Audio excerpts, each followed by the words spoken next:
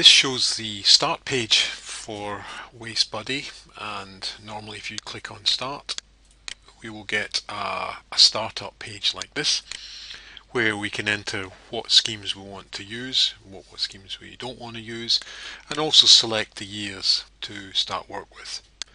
However, to prepare some of that information and to set some features up, we have to pay attention to just some standard Excel spreadsheets here. The first one I'm going to go to is waste arisings.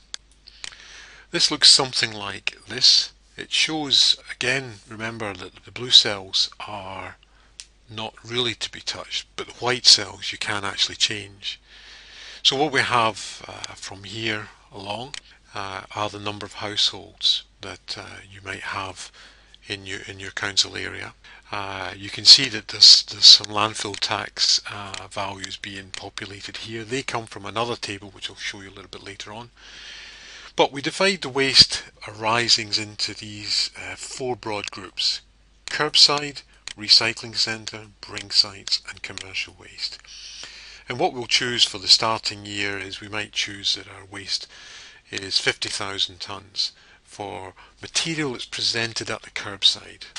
So therefore any recycling activity we put in place that's curbside related will come off that 50,000 tonnes. We'll have maybe 20,000 tonnes of recycling centre waste. Now if you're a council that doesn't deal with recycling centre waste, you just set that to 0 and that will populate itself all the way through, and you don't enter any recycling schemes associated with recycling centre waste. Bring sites, recycling points, and then commercial waste to include the council's own waste.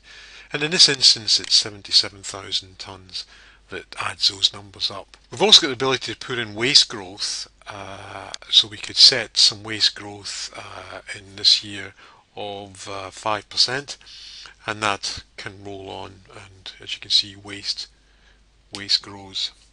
But we're in a period when waste doesn't seem to be growing, so I'm just going to set to 0% growth for the moment. Another important sheet is market contracts.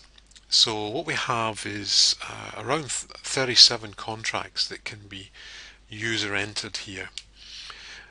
So in other words, we can have a particular steel company and they can be paying you £90. It's a minus sign, so it's an income. They can be paying you that £90 for you giving them your steel. Wood recycling company, you may pay them 15. But what you do is you put in here all your contracts associated with the materials that are being collected.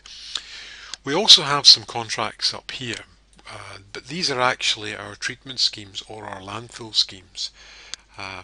You have to decide whether there is a gate fee associated with it or not.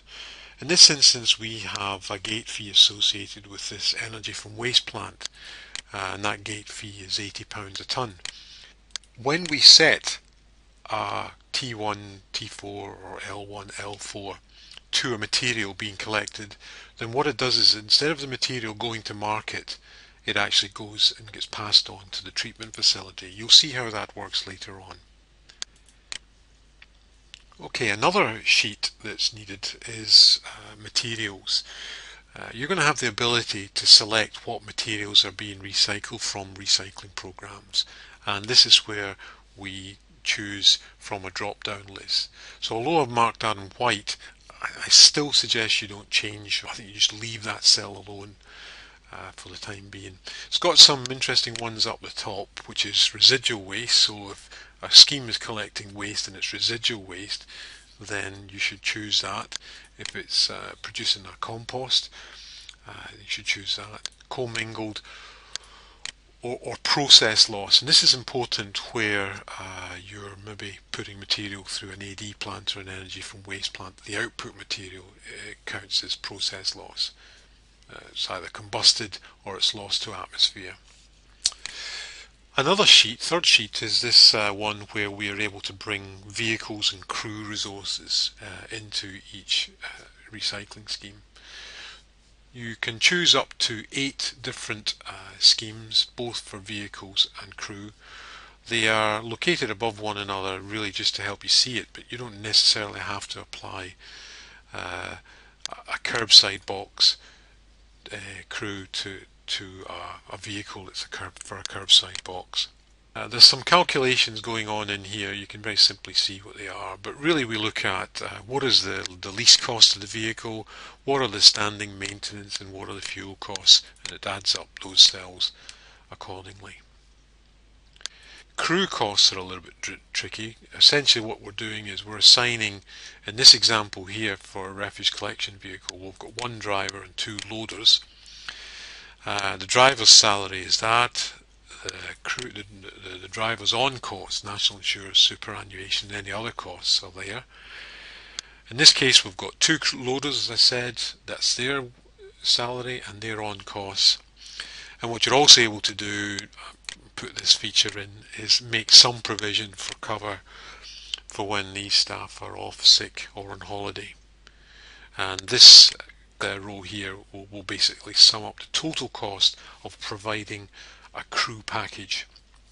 So in other words, to run a garden waste here service, it's going to cost us £52,000 for the vehicle and £73,000 for the crew, making a total of, well, roughly £125,000. Okay, one final table to show you. Again, most of this is in colour, so it shouldn't be touched. Tables that allow us to see what's going on with active schemes and so on. And these are again used in drop-down boxes. But this one here allows you to change the year.